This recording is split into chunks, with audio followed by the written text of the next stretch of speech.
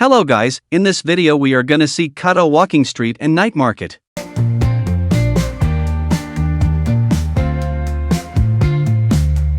Kata Walking Street and Night Market is located in Wing Phuket District, Phuket Island, Thailand.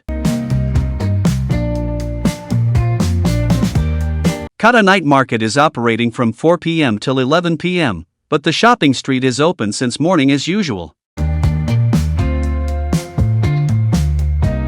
Kata Market is offering many food options, walking streets for shopping and fresh fruits.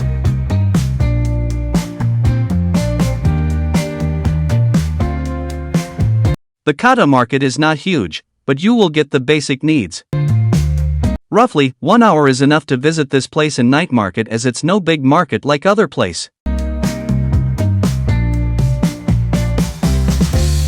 Night Market is mainly for local food options, especially for tourists to taste the local foods. Hope you like the video and the information is provided. Kindly do like, share, comments and subscribe for more good videos. Thank you for watching Kanaulagam Travel Guide.